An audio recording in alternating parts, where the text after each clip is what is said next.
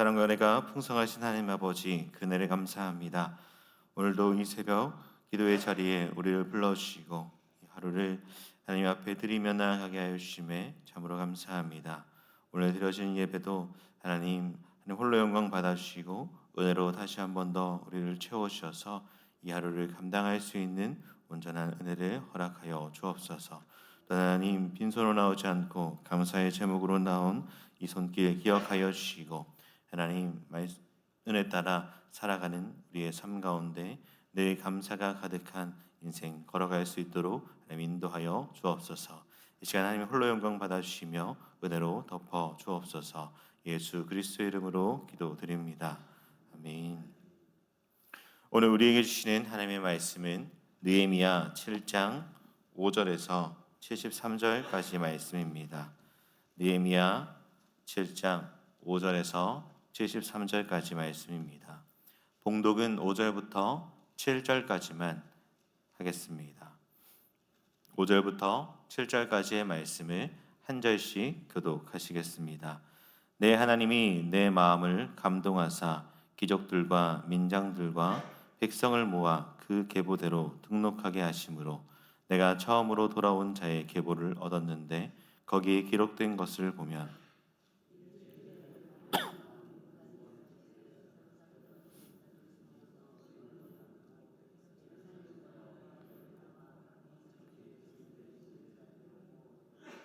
함께 보시겠습니다. 수룹바벨과 여수아와 느헤미야와 아사랴와 라하랴와 나하마니와 모르드게와 빌산과 미스베렛과 비그레와 르흠과 바하나와 함께 나온 이스라엘 백성의 명수가 이러하니라. 아멘. 사랑하는 성도 여러분, 오늘 새벽에도 하나님의 은혜의 자리에 오신 여러분들을 주님의 이름으로 축복합니다. 우리는 신앙의 여정을 종종 보면 겉으로는 다 된 것 같지만 아직 마음속으로 그 깊은 곳은 정리가 되지 않을 때가 있습니다. 어떠한 문제가 해결된 것 같고 외적으로 조건은 좋아졌지만 마음의 방향이 흐트러지거나 공동체 안의 질서가 흐트러진 채로 남아있는 경우가 있다는 것입니다. 오늘 본문의 느헤미야 7장은 바로 그러한 시점을 우리에게 보여줍니다. 예루살렘 성벽이 마침내 재건되었고 외적인 안정이 확보되었습니다. 그러나 성벽보다 더 중요한 회복의 중심은 아직 완성되지 않았다라는 것입니다.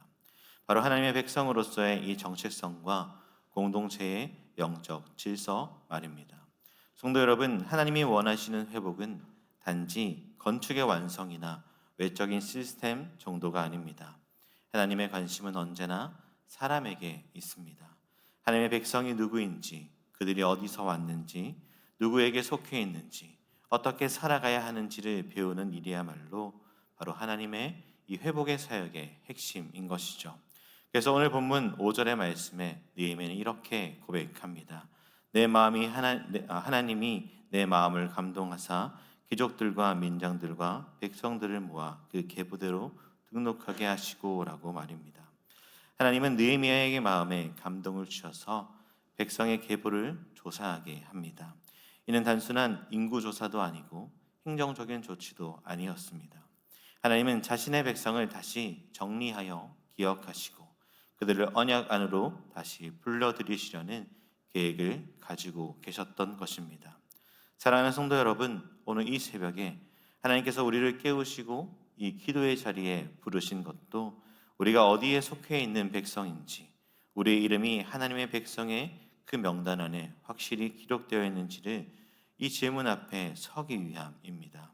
성벽이 아니라 마음의 중심을, 조직이 아니라 하나님의 백성의 그 신분을, 겉모습이 아니라 내면의 정체성을 돌아보는 그 은혜의 시간이 오늘 이 시간이 되기를 주님의 이름으로 축복합니다.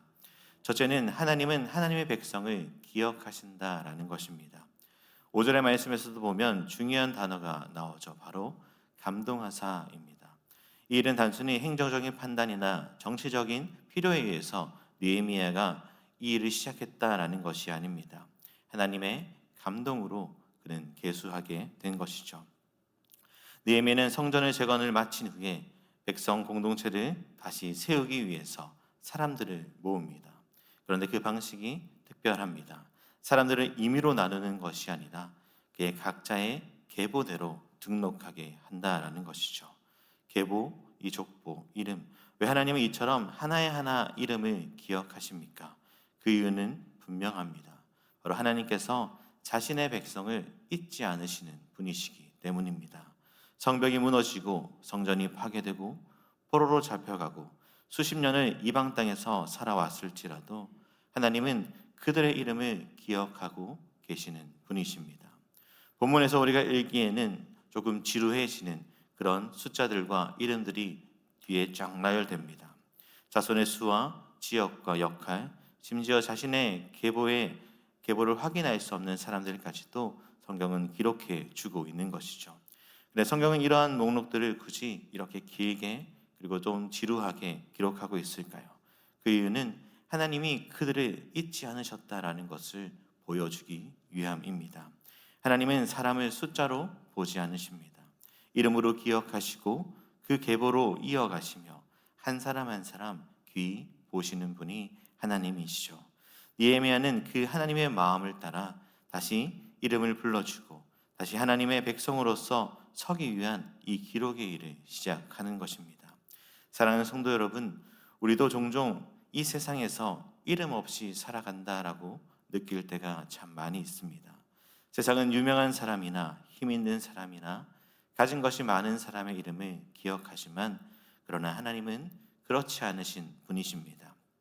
하나님은 저와 여러분의 하나하나 그 이름을 기억하고 계신 분이시죠. 어떤 분은 나는 특별히 한 것도 없고 가진 것도 없고 조용히 그냥 믿음 생활만 할 뿐이다 라고 생각하는 그 순간에도 하나님은 그의 이름을 기억하시는 분이십니다. 그의 눈물의 기도를 기억하시고 그가 교회를 위해서 묵묵히 헌신한 그 일들을 기억하시는 것이죠. 우리는 잊을 수 있어도 하나님은 절대 잊지 않으시는 분이십니다. 심지어 자신의 계보를 찾지 못한 사람들까지도 성경은 따로 구분하여 기록해 주고 있습니다. 그 말은 곧 아직 자리를 잡지 못한 사람도 하나님은 기억하시고 그들에게 회복의 여지를 주시는 대목인 것이죠. 우리는 종종 어떠한 자격이나 신분을 통해서 하나님 앞에 나아가려고 합니다. 하지만 하나님은 이름을 기억하는 분이시며 우리의 존재 자체로 부르시는 분이심을 꼭 기억하십시오. 그렇기에 오늘 이 새벽 하나님의 전으로 부르심을 받은 우리 한 사람 한 사람도 이 은혜 안에 있음을 믿을 수 있기를 주님의 이름으로 축복합니다. 하나님이 나를 기억하고 계신다라는 이 사실이 얼마나 우리에게 큰 위로로 다가옵니까? 세상은 우리의 이름을 몰라줄 수 있어도 하나님은 우리의 이름을 아시고 기억하시고 불러주시는 분이십니다. 사랑하는 성도 여러분, 하나님은 지금도 당신의 백성을 기억하시는 분이십니다. 그리고 그 기억으로 끝나는 것이 아니라 그 이름을 불러 다시 공동체를 회복시키시고 하나님의 나라를 세우는 이 사명에 동참하게 하십니다.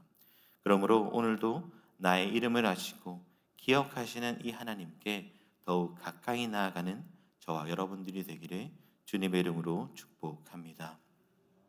둘째는 하나님의 백성은 하나님의 부르심에 응답해야 한다라는 것입니다. 오늘 본문을 보면 느헤미야는 하나님의 감동하심을 따라 백성들을 계보를 하나하나 다시 나열하죠. 그리고 그 계보에 따라 이름이 불린 사람들은 각자 맡은 자리를 따라 자신의 자리로 돌아가게 됩니다. 느헤미야 실장은 단지 이런 행정적인 절차를 위해서 우리에게 보여주는 것이 아니라 그 백성들을 하나님의 부르심의 그 자리로 다시 세우기 위한 기록임을 우리는 확인하게 되는 것입니다. 우리가 믿는 하나님은 무작위로 일하시는 분이 아니십니다. 사람을 통해서 공동체를 통해서 질서 있게 일하시는 분이십니다. 그래서 느헤미야는 단지 성벽을 재건하고 나서 사람이 많아졌구나라고 그것을 마치는 것이 아니라 그 사람들을 제 위치에 세우죠.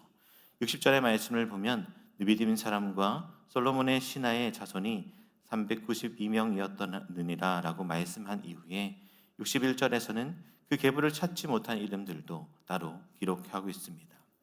하나님의 백성은 단지 이름을 불리는 것으로 끝나는 것이 아니죠. 하나님의 부르심에는 반드시 응답이 따라야 합니다. 즉 이름이 불리실 뿐만 아니라 자신의 사명을 다시 한 번 더 자각하고 맡은 자리를 감당해야 되는 그것이 바로 성도의 모습인 것이죠. 느비님 사람들, 제사장들, 레위인들, 문지기들, 노래하는 자들, 성전에서 일했던 모든 자들, 이들은 모두 회복된 공동체 안에서 각자의 부르심에 응답한 사람들입니다. 성벽이 재건되었고 이제 무너진 신앙과 공동체의 질서를 다시 세우는 사역이 남아있기 때문입니다. 사랑하는 성도 여러분, 우리도 마찬가지일 것입니다. 하나님은 단지 교회에 앉아있는 성도가 아니라 교회와 가정 그리고 세상 속에서 부르심에 응답하는 참된 제자를 찾고 계십니다. 나에게 맡겨진 자리가 무엇이든 그 자리가 크든지 작든지 간에 하나님의 주신 자리라면 그 자리가 은혜의 자리이고 사명의 자리임을 우리는 잊지 않아야 합니다. 때로 우리는 이렇게 생각할 수도 있습니다. 나는 잘하는 것도 없고 믿음이 부족하고 몸도 약한데 무슨 하나님의 사명을 감당할 수 있습니까? 라고 말입니다. 하지만 하나님은 능력이 있는 자를 쓰시는 것이 아니라 응답하는 자를 사용하시는 분이시죠. 본문 7절에서 72절에 보면 족보가 정리된 이후에 백성들이 예물로 드리는 장면이 등장합니다. 어떤 족장들은 역사를 위하여 보물곡간의 예물을 드리고 백성들은 그들의 예물을 드렸다라고 말씀하고 있죠. 그들은 자신의 이름이 불린 이후에 책임 있게 응답을 드리며 나아가는 것입니다. 이것은 단지 물질로 헌금했다라는 것을 보여주는 것이 아니라 그들의 삶이 이제 하나님의 앞에 신앙의 헌신, 그 충성을 다시 한 번 더 확인했다라는 표현인 것이죠. 이제 내가 이름을만 불리는 자가 아니라 하나님의 나라를 세우는 자로 살겠습니다라는 고백이 되어지는 것입니다. 사랑하는 성도 여러분, 오늘 하나님께서도 우리를 기억하시고 우리의 이름을 여전히 부르십니다. 말씀을 듣고 이름을 불려졌다면 이제 우리의 삶으로 순종으로 헌신의 모습으로 하나님 앞에 나아가야 할 차례인 것이죠. 예배에 나오는 것도 우리의 그 부르심에 응답하는 것이고 기도의 자리를 시키는 것도 그 부르심에 응답하는 것입니다. 작은 일에도 신실하게 순종하는 것, 그 삶을 나아가는 것 역시 하나님의 그 부르심에 응답하는 삶인 것이죠. 하나님의 부르심에는 그 이름에 불린 사람들마다 응답이 따라야 함을 다시 한 번 더 기억하시고 우리를 불러주신 그 하나님 앞에 믿음으로 나아가시는 저와 여러분들이 되기를 주님의 이름으로 축복합니다. 마지막 셋째는 하나님의 나라는 함께 세워가는 공동체입니다. 느헤미야 7장 마지막 부분을 보시면 계보가 정리된 이후에 족장들과 백성들이 하나님 앞에 예물을 드리는 장면을 우리는 보고 있죠. 어떤 족장들은 역사를 위해서 보조하였고 그 나머지 백성들도 예물을 드렸다라고 72절에 말씀합니다. 이 말씀은 단순한 헌금의 보고 이상인 것이죠. 이것은 하나님의 나라가 세워지는 방식을 보여줍니다. 곧 한 사람 한 사람의 이 자발적인 헌신과 참여로 그것이 이루어짐을 보여주는 것이죠. 하나님은 한 사람을 부르시고 그 부르심을 받은 사람이 함께 응답할 때 비로소 하나님의 공동체가 바로 세워지는 것입니다. 사랑하는 성도 여러분, 하나님의 나라는 혼자 완성되어지는 것이 아닙니다. 신앙은 개인과 하나님 사이의 관계로부터 시작되지만 하나님의 역사는 공동체를 통해서 이루시는 것입니다. 서로 연합하고 협력할 때 그 나라가 더욱 든든히 이루어지는 것이죠. 하나님은 이름만 불린 사람을 원하는 것이 아니라 함께 손을 맞잡고 하나님의 사역에 동참할 백성들을 부르시고 기뻐하시는 분이십니다. 오늘 본문에 등장하는 백성들은 단순히 이름을 불려시고 그 자신의 자리로만 돌아간 것이 아닙니다. 그들은 자신이 받은 은혜를 감사하여 하나님께서 함께 이루실 그것을 기대하며 헌신으로 나아가고 있다라는 것이죠. 70절의 말씀을 보면 어떤 족장들은 보물의 곳간을 드렸고 71절의 말씀에서는 백성 중에 어떤 이들은 금과 은과 제사장의 옷을 드렸다라고 나옵니다. 그리고 72절의 말씀에서도 그 나머지 백성들도 예물을 드렸다라고 말씀하고 있죠. 이 구절은 우리에게 보여주는 것입니다. 특별한 사람, 어떠한 한 사람의 부류, 그들이 하나님께 드리는 것이 아니라 모두가 드릴 수 있으며 모두가 드림으로 하나님의 역사에 참여하고 있다라는 것을 말입니다. 다시 말해 하나님의 공동체는 소수의 헌신이 아닌 모두의 참여로 세워진다라는 사실을 우리에게 보여주는 것이죠. 오늘 우리의 교회도 마찬가지입니다. 어떤 분은 기도로 섬기는 이들, 어떤 분은 물질로 섬기는 분들, 어떤 분은 수고와 땀으로 섬기는 그 섬김의 모든 모습들이 모여서 이 교회를 더욱더 든든하게 세워가는 것이죠. 누군가는 씨를 뿌리고, 누군가는 물을 주고, 누군가는 햇빛처럼 따뜻하게 비추어 주며, 하나님은 그 모든 것을 사용하셔서 자라게 하시는 분이십니다. 그렇게 사랑하는 성도 여러분, 우리도 하나님의 백성으로 함께 세워진 자들임을 기억하시고 하나님의 교회를 더욱더 아름답게 만들어가는 저와 여러분들이 되기를 주님의 이름으로 축복합니다. 느헤미야 7장 73절의 말씀 이렇게 마무리하며 오늘 마치고 있습니다.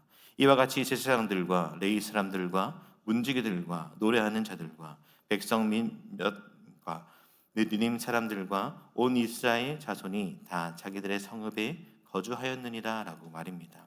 하나님께서 기억하시고 이름을 부르시고 응답한 자들과 함께 공동체를 세워가실 때 그 백성은 자신의 자리에서 더욱더 안전과 평안을 누리게 되는 것이죠. 이것이 하나님이 기뻐하시는 회복의 완성이 될 것입니다.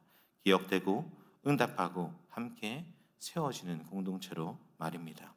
그런 교회의 모습이 오늘 우리 상주 서문교회에도 있어 우리 하나님께서 우리를 기억해 주시고 우리를 불러주시고 함께 세워가시는 그 은혜의 그 순간에 우리가 더 함께 나아가는 저와 여러분들이 되기를 주님의 이름으로 축복합니다.